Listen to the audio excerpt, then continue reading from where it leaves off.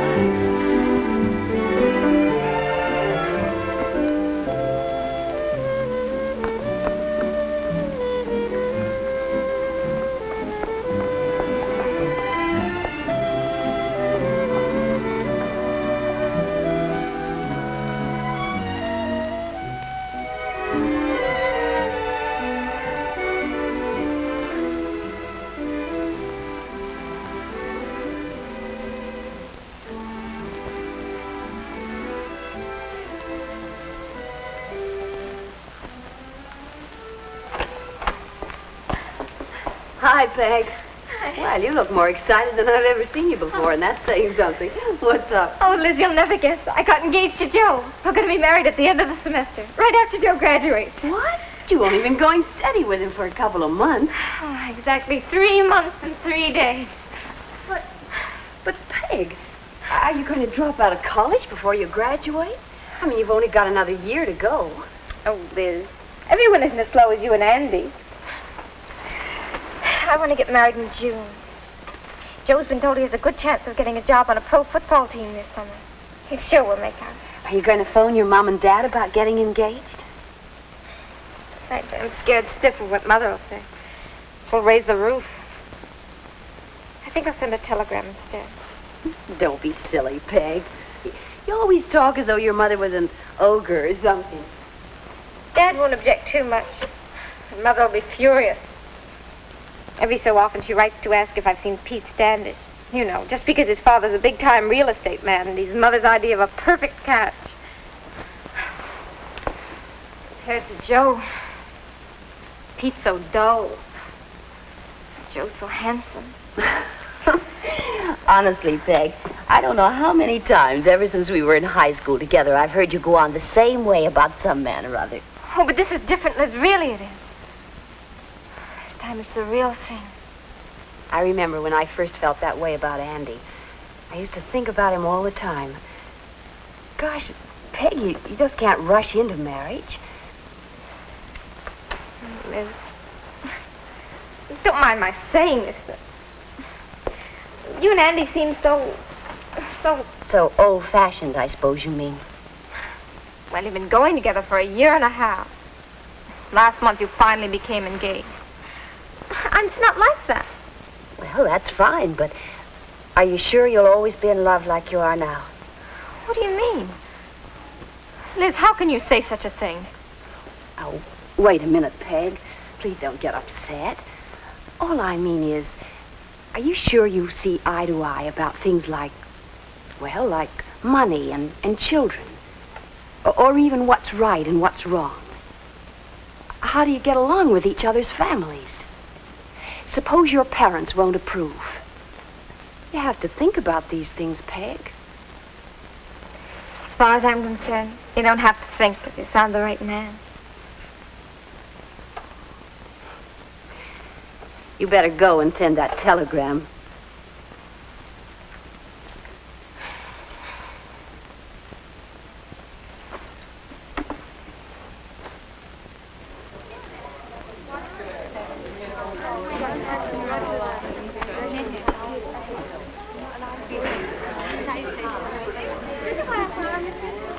Hi, Andy. How's the essay coming? Page 2. Not so good. Oh, I can do an engineering paper in 2 days, Liz. But I've been working on this English assignment for a week, and nothing. Gosh, Andy, you've got to get your English or you won't graduate. Yeah, I know. Look, why don't we meet at the library tonight? Maybe I can help. Gee, thanks, Liz. That'd be swell. Hey, look. The lovebirds have arrived. Nothing like advertising. They got engaged last night. Peggy says they're getting married right after commencement. Married? Boy, Peggy thinks it's all hand-holding and gazing into each other's eyes. I guess we were like that once, too. Those first dates were exciting. The more I got to know you, the more I liked what I knew. Though I suppose I was really intrigued by the things I didn't know about you. We seemed to have lots in common, didn't we? There were so many things we could do together. If only you'd learn to play a better game of tennis. I wish I could argue with you there. You really enjoy a good argument, don't you? I haven't forgotten the time the Dean's rule on drinking came out. And that was the day I found out we could argue like anything and somehow love each other more. I thought expulsion was too stiff a penalty. One small slip and some guy's whole life could be changed. There's a lot to what you said then, Andy, but I couldn't entirely agree. Expelling somebody is a serious thing, of course, but so is drinking in a dorm. All those people living so close together. Well, we didn't settle the issue, but it sure was fun trying. I wanted to convince you, and you tried to convince me. Though I guess we became most convinced about each other. We must have. Up until a month ago, that finger looked kind of bare. Remember?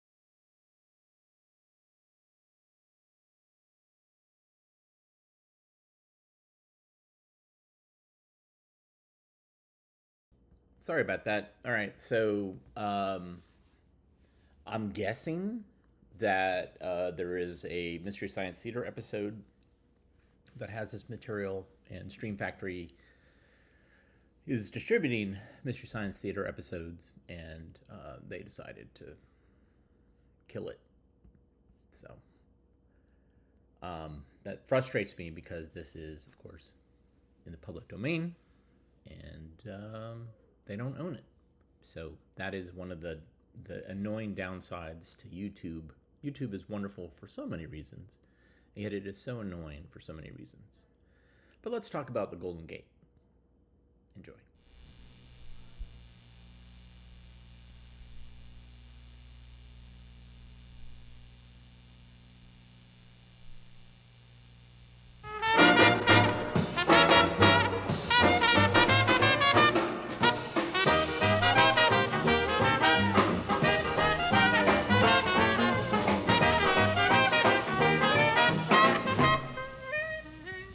The Golden Gate, San Francisco.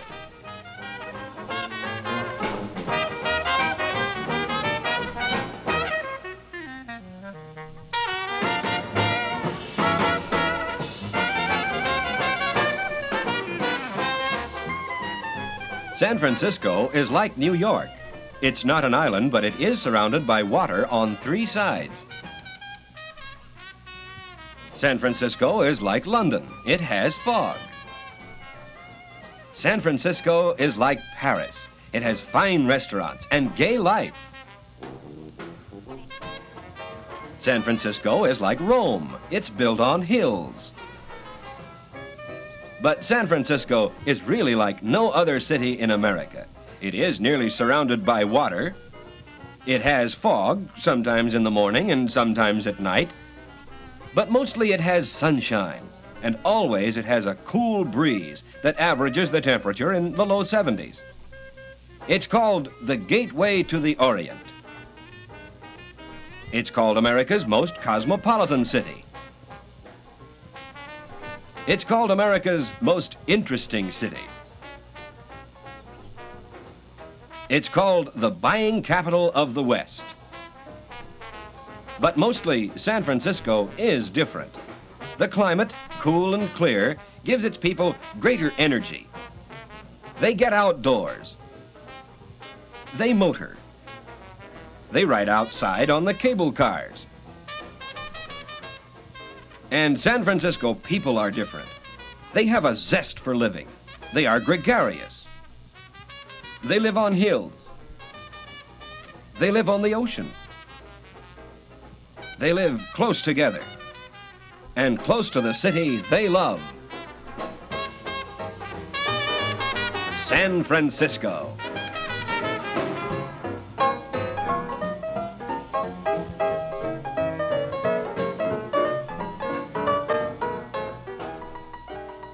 They consider a drive across the Golden Gate Bridge, or 20 minutes on the freeway to Burlingame, as commuting.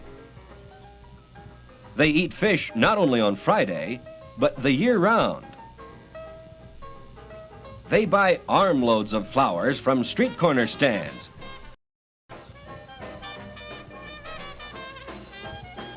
And tan their skins on rooftop sun decks.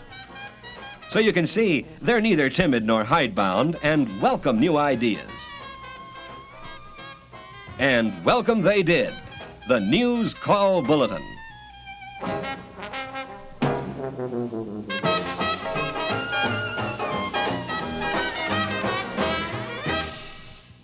Instead of dividing their allegiance and interest between 2 evening newspapers, now everyone talks about what they read in San Francisco's one great evening newspaper, the News Call Bulletin.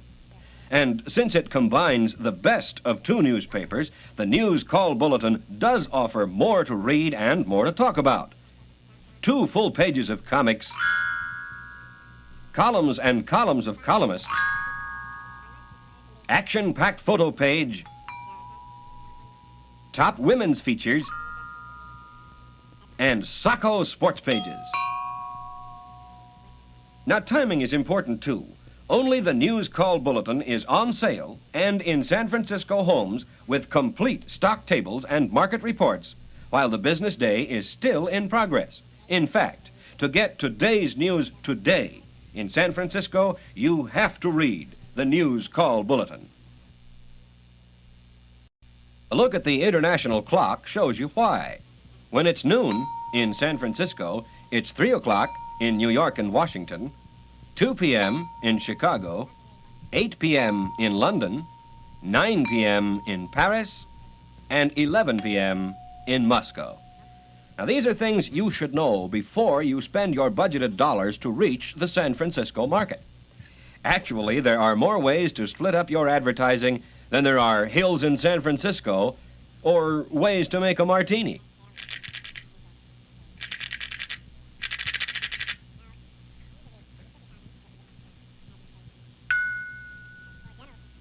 There are 2 morning newspapers.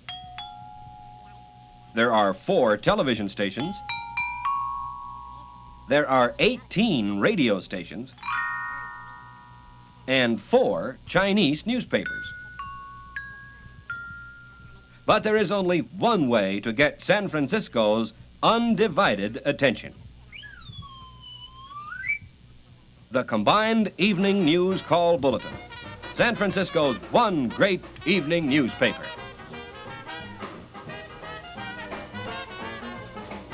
With the News Call Bulletin, you get total coverage of the evening newspaper audience. In short, every San Francisco evening newspaper reader reads the News Call Bulletin. There is no chance to miss, no chance of reaching the wrong audience or only part of an audience, and little wasteful and expensive distantly scattered circulation. The News Call Bulletin is truly the key to the Golden Gate, concentrating its coverage in San Francisco and the 2 adjacent counties, Marin and San Mateo, which make up the real San Francisco market.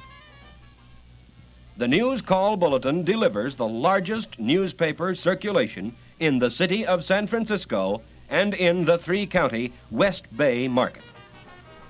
Now, just how enthusiastically San Francisco has welcomed and accepted the combined evening News Call Bulletin is evident from the great and still growing circulation picture. More city circulation by far than either morning newspaper. More city and 3-county circulation than either morning newspaper. And you can buy more advertising at less cost in the News Call Bulletin than in either morning newspaper. Does it pay off? Well, San Francisco merchants think so. Every day they are placing more and more of their advertising in the News Call Bulletin. Using more ads, larger ads, more frequently than ever before, and in every classification.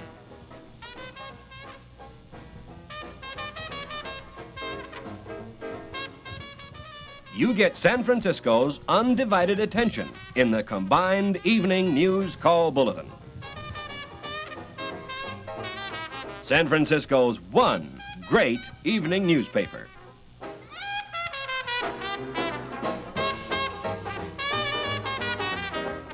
Nationally represented by Maloney, Regan, and Schmidt.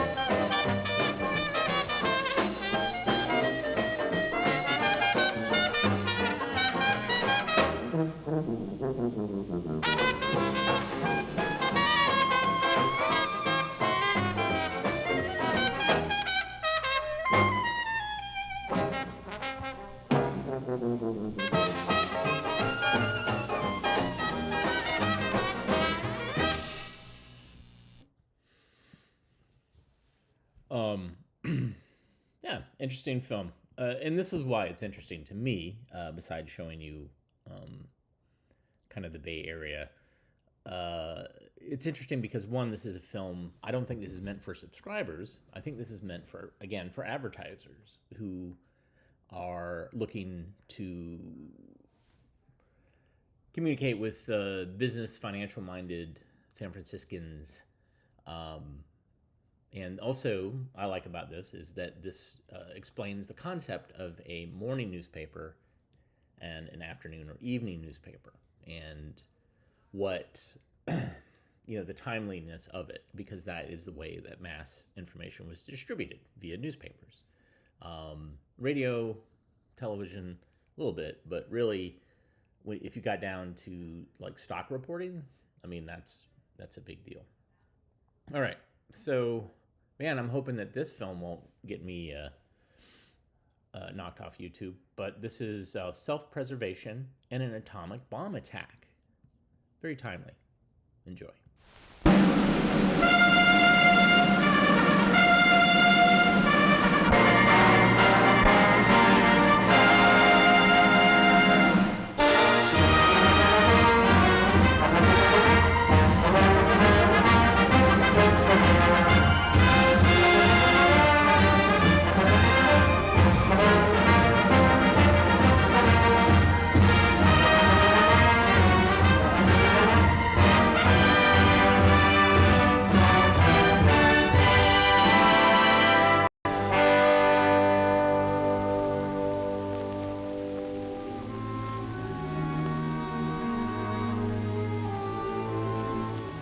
So we backed up our argument with atoms. And when we moved into Japan a month or so later, we saw firsthand that we'd been mighty convincing. We saw a lot of this. And some of this. Sort of gave a guy the shakes. That is until he... What happened?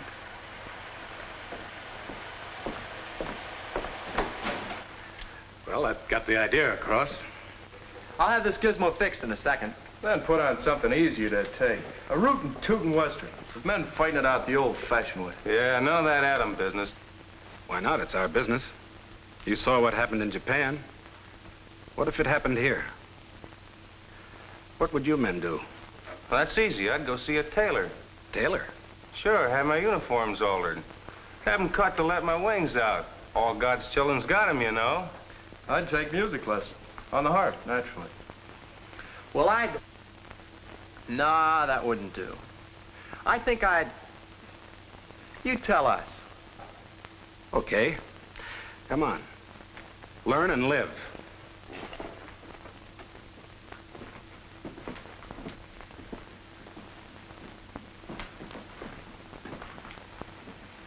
Target for today. This doesn't represent any place in particular. It's typical, and it's important.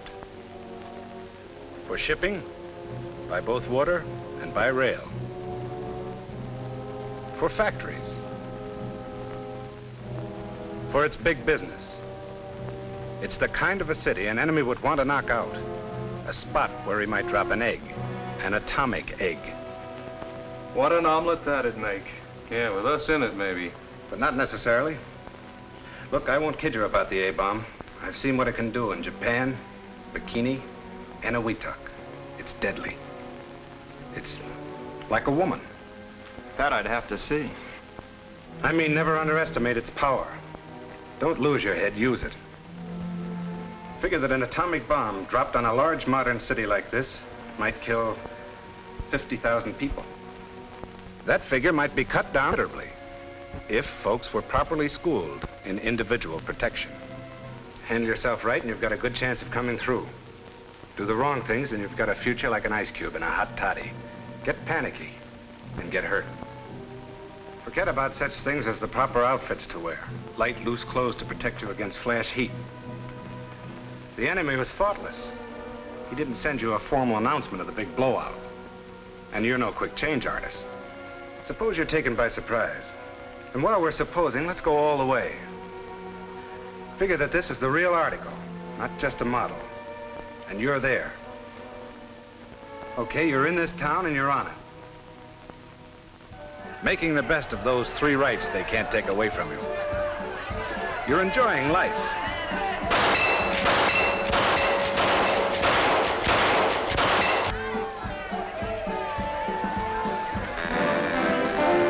You're enjoying liberty.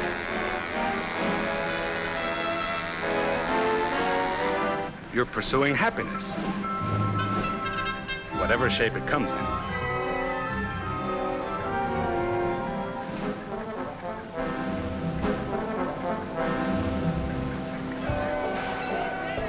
you're doing all right. When...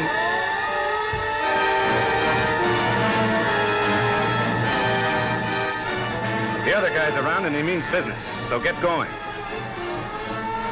Remember, you're off base. You've just got time to save yourself. Drop whatever you're doing. Find the nearest hole and make like a mole. A subway's okay. Stay out of flimsy buildings. They give bad protection. A basement's fine, preferably under a solid, well-constructed building. And the safest positions are near strong supporting columns or next to the walls, protected from falling bricks and 2x4s. If there's no underground shelter handy, pick a room in a good building close to the ground.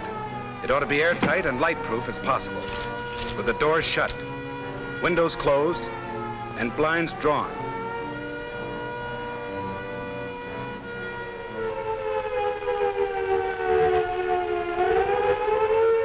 Back in 1940, London survived a terrific blasting from the Nazi bombers.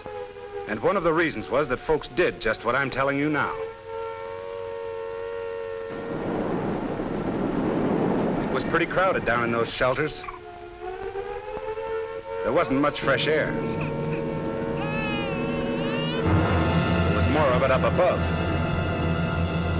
But fresh air isn't important. Not unless you're still breathing.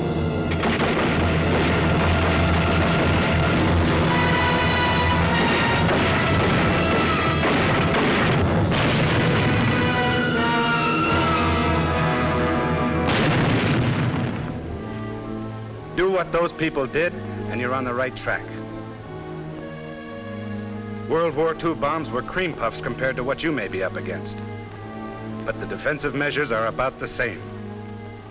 The blast of an ordinary bomb kills and destroys. An A-bomb's kick is much worse. The old horse and buggy bomb was hot stuff. The A-bomb is hotter, so when you get the warning, don't stop to ask what's cooking. It might be you. The big idea, if you've got time enough to swing it, is to shield yourself by thick, strong, heavy material like reinforced concrete from the A-bomb's blast. And heat. Do that, and you'll also be protecting your hide from its radiations.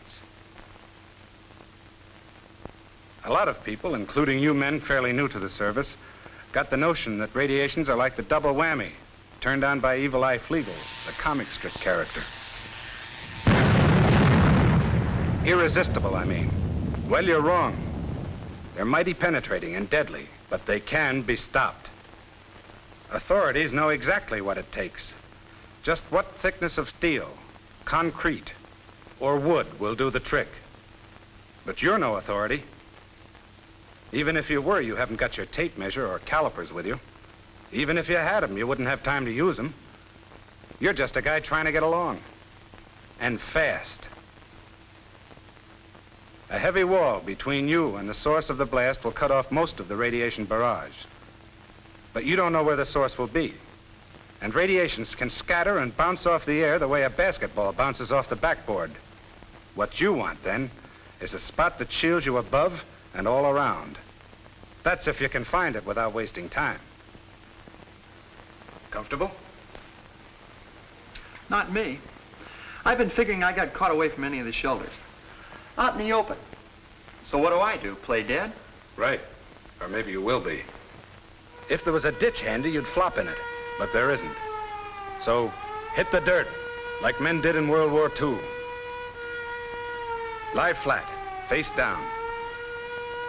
Cover the exposed parts of your body. The bomb's flash heat is rugged. Don't get curious and look around. Its light can blind you temporarily. You all with me? Fine. As we can be for the fireworks. Bombs away. Just one. I want you to visualize what would happen if the enemy somehow slipped it through our defenses. That it's about as powerful as the ones we used in Japan. It's to explode about 2,000 feet above the city. Right about here.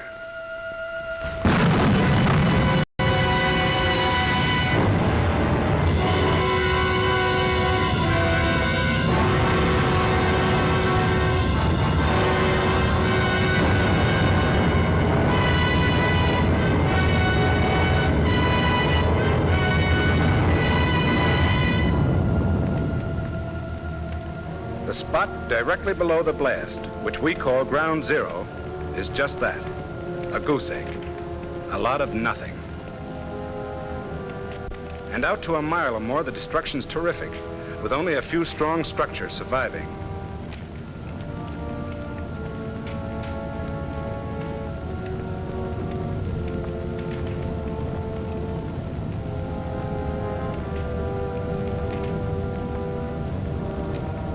Damage naturally peters out from ground zero.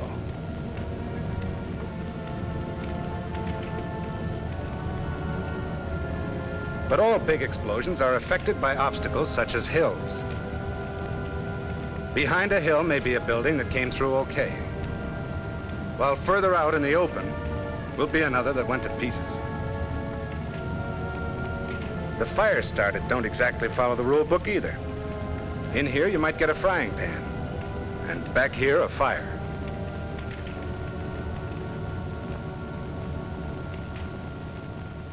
I've got a very messy picture. Me too. And where do we fit into this? You'd be all right if you found a good spot. Underground and reinforced concrete shelters give good protection close to ground zero. Yeah, but what about me? I'm the guy caught out in the open, stretched across Mother Earth's lap. How am I doing? If you were near ground zero, within 3/4 of a mile from it and completely exposed, you'd be a dead duck, a roasted duck. And you'd also get a fatal dose of radiation. So what? Any weapon, even a knotted club, might kill you if you're unlucky enough to be in the wrong place. A safe might fall on your head accidentally. You particular how it happens? But if you were far enough away, you'd come through in good shape. And you'd be over the hump. So far as you're concerned, the bomb shot its big wad of blast, heat, and immediate radiation. It goes on sending out rays and particles, but they're rising harmlessly. In about 2 minutes after the explosion, the area underneath the burst will be free from dangerous radiation. And you can enter it.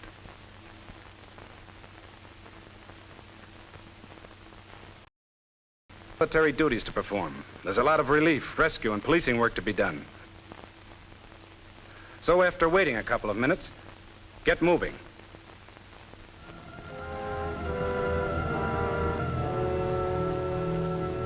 Okay, we survived that one. Now let's put ourselves on the spot again. Use our heads and our imaginations a bit more. Because maybe the enemy decides to set off a submarine bomb. Maybe he sneaked it into the harbor on an innocent-looking freighter and planted it underwater. Authorities figured it'd have to be plenty deep for the bomb to do its worst.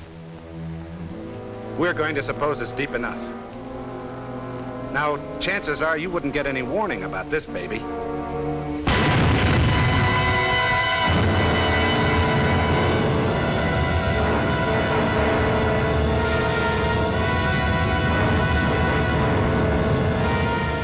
You'd sure see it, though.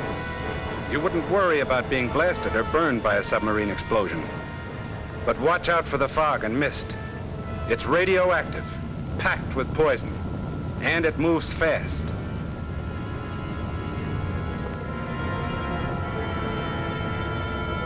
If you saw it advancing on you a mile away, you'd have about 30 seconds to take cover. Make for the nearest entrance, but be orderly about it.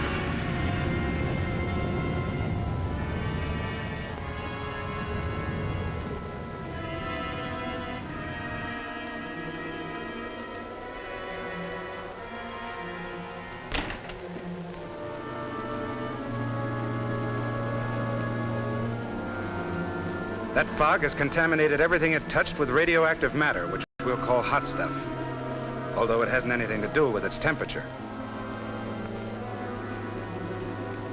Don't be in a hurry to leave your shelter. Wait till the fog disappears. Then wait a bit longer if you can. It cools off a lot the first few minutes after the blast. Gets less dangerous.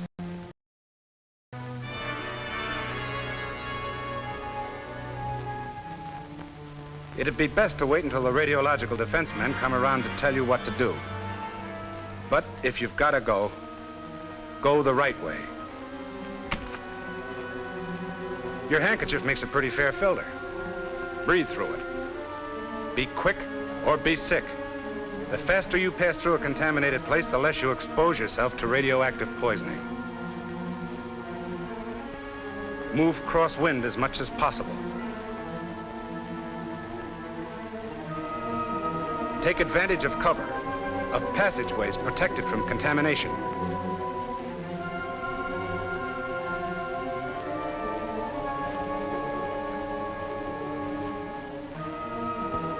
Don't collect souvenirs like watches and coins. They may be hot. You've gotten out of the danger zone.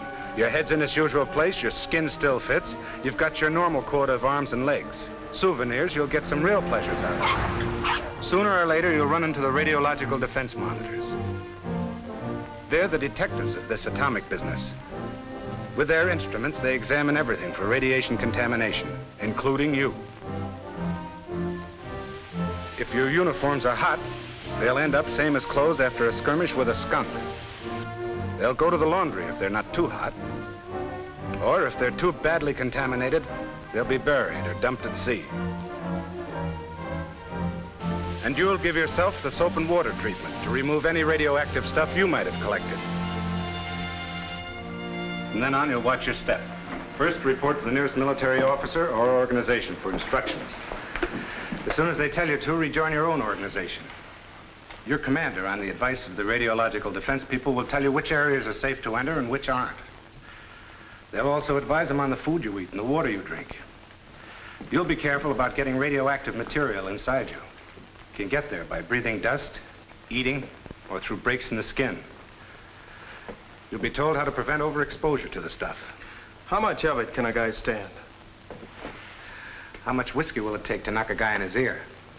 Why, that depends. It sure does. But the defense people can tell you what the safe limits are. And they'll keep checking in order to determine those limits. The odds on you surviving an A-blast depend a lot on you. Okay, Sarge? Right. Get panicky or fat-headed and you'll probably have a new title. The late John Doe. Which isn't exactly a promotion. Use your think tank. Follow the rules, and you might live to look it over. That's the picture, men.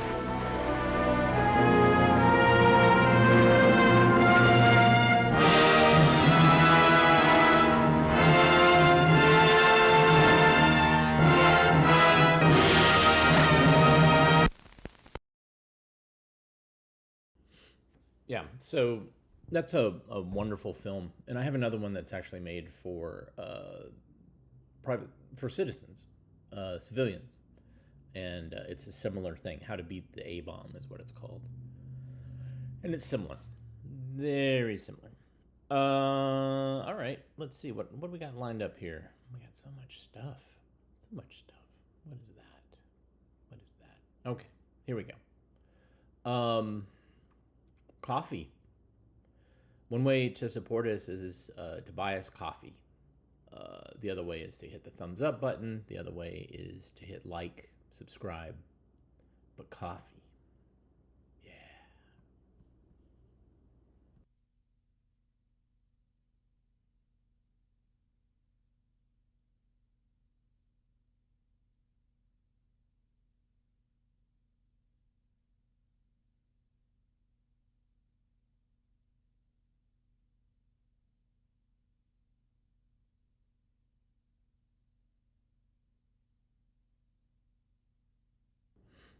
Oh, so this is silent.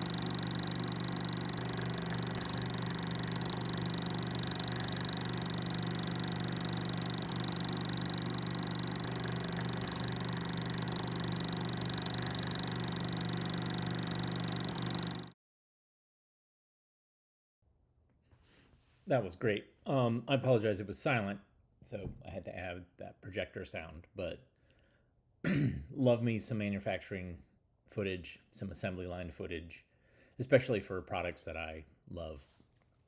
And I love coffee, so if you like what you saw, even if you didn't like what you saw, but you like generally the idea of what we do, we love coffee, so you can donate via ko-fi.com/avgeeks or patreon.com/avgeeks. We will either spend that on coffee or rent for our 37,000 films.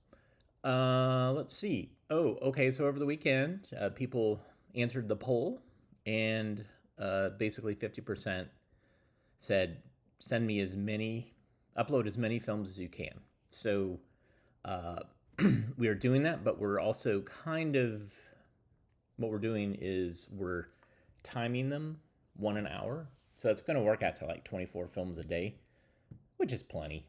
And then that way I won't be knocking myself out.